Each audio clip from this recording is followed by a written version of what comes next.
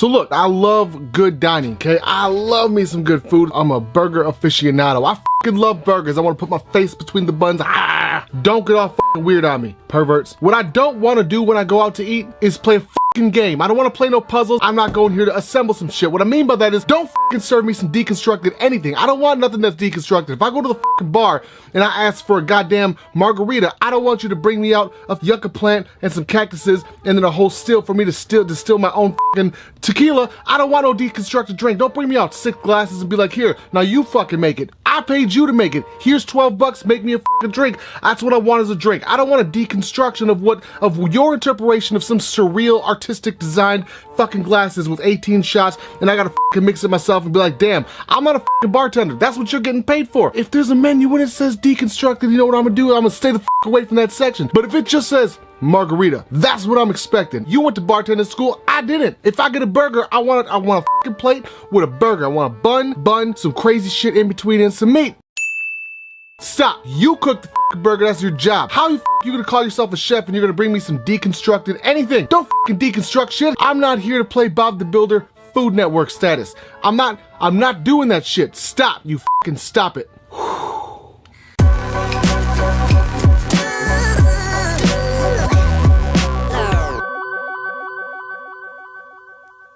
What's good, YouTube? It is your boy Thesis, aka Thesis himself from VapingWithThesis's, right? God bless it. Now, look, y'all seen that shit? Look how gorgeous this is. Now, let's go ahead and take the pants off. That was dirty as fuck. I know it was dirty. Let's go ahead and put it back on. We can't show that shit on YouTube. Bitch, it's okay, mother truckers. Now, before we get up close and personal with the VIA240w, I want to know your guys' thoughts about last weekend's fight, okay? Conor McNuggets against Khabib Nurmagomedov, the greatest of all time. What are your thoughts on the aftermath? What is your opinion? What is your take if you saw that fight? I'll give you my opinion in a nutshell. Conor cheated the entire time and still lost. He was using the fence, holding the gloves, and he also threw the first punch at the end of the match. I know that everyone else is gonna be like, "Hey, yo, Thesis, don't the fuck you didn't, bitch." Truth of the matter is this: watch the separate angles. You see McNuggets punch Khabib's homeboy. It's not that big of a deal.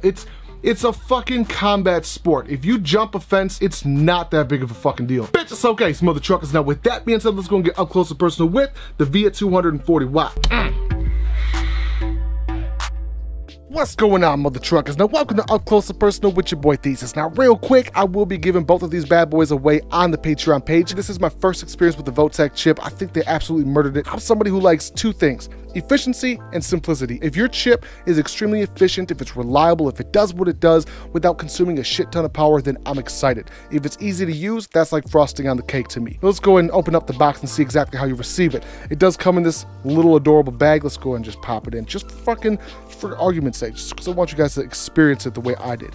Whoosh, bam, that's exactly how I received it. Popped it out like this, schwegga lumps, and it is extremely light. Real quick, let's go ahead and do an exact measurement of its weight. Let's see. You guys have no idea. When I went to check out at the Harbor Freight with this scale, the dude looked at me like I was about to go sell weed. I'm like, look, I promise you I'm not selling weed. I'm simply weighing gadgets. He looked at me as though I was lying. Don't get me wrong, I fucking get it. It's zeroed out. This is grams, 114, almost 115 grams. Dry weight with batteries. We'll go ahead and check it out. Let's see. Batteries. Pop off this Freemax Fire Luke. With batteries, we're looking at 206.3 grams. With a fucking tank, we'll see what she weighs. Bam, 276 grams. Now, to give you guys a comparison, this is the dry weight of Dominican Kodama right here.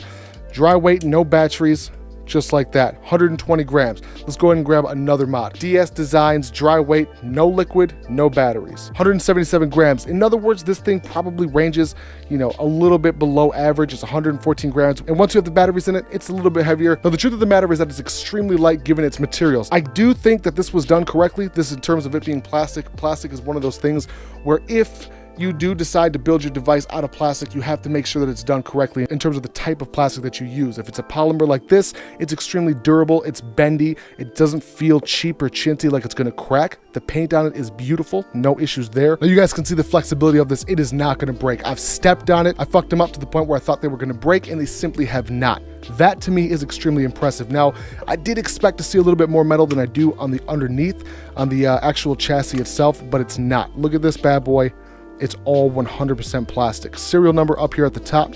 The 510 on it is extremely reliable. It's extremely smooth. I do like the giant 510 deck. I am a sucker for 510 decks that look like this, especially when they're machined properly and they look gorgeous. The 510 on it is spring loaded. Let's go ahead and pop this. Bam. It's kind of a loose spring. It's not exactly something I would prefer to see on a mod that feels like this. It's very, you can tell it's a spring, put it that way. It's not that long of a throw, and it's not quite as stiff as I would prefer it. I don't want it to be hard, I just want it to be a little stiffer than it is. But you never have to worry about your 510 pin on your atomizer not making contact with the positive pin on the mod itself. Now, of course, there is a couple of things with it being plastic that worried me. One of them being these screws here. How easy would it be, or how difficult would it be to have those screws stripped out? Because they are attached via plastic just here at the bottom. Though I do think they are long enough to where that's not going to be an issue. Okay, so of course it does look ugly without the plates, but that's also why you got extra plates. And whoever wins one of these, you're going to be able to decide. The first person to win it is going to be able to decide which plates they want. You can have any of these three. I don't know if they're using screen printing or what, but I can tell you right now that I'm in love with whatever material they're using. It's like it feels like rubberized. I don't know what the fuck kind of paint it's at. Of course, they use that on the old school Vapor Sharks. They use it on the old school tugboats. They use it on a lot of mods. But the fact that the paint and the fact that the pictures haven't faded, haven't scratched up nearly as much as I thought they would, says a lot about the quality of the device itself. When it's in your hand, you don't have to worry about it falling out, dropping, or fucking slipping. Now, real quick, I do want to wrap up the physicality portion of it. It just feels super nice in the hand. It feels solid. It doesn't feel as plasticky as it looks when you take it apart. It feels like it's all meant to be together. It slides together perfect. It is held in by magnets. This is not something where I'm worried about it coming apart when I drop it. My favorite part, though, about these plates by far and away is going to be the fact that the battery door is completely hidden from sight. That's something I can appreciate a lot. With that being said, let's go and check out the chip itself. Now, like I was saying, this is a VOTech chip. I do think this is my first experience with them. Granted, I've had several other devices where I wasn't sure where the chip came from that looked very similar to this. Now, the chip itself is extremely efficient. I haven't noticed any type of battery drain from it just being in standby mode. That's something that I do look for in all fucking mods. If the battery tends to fluctuate a bit even on brand new batteries, just with the usage of the screen or usage of the mod, not actually putting out an insane amount of power, then to me that kind of worries me. But this is not the case with the VOTech chip. I have not been using it above 100 watts in eco mode. Oh, that's gorgeous. Now, again, this is a dual 18650 device. You are running both in series. Of course, that does play a role in its power being 240 watts. You've got gold-plated connectors here at the bottom. It's a little bit wiggly for my preference, but then again, at the same time, it's 80 bucks. I'm not expecting anything to be extremely high-end here. Power range, again, 5 watts to 240 watts. Input voltage is 5 volts at 1.5 amps. Output voltage, it being series, is going to be somewhere around 8.4 volts.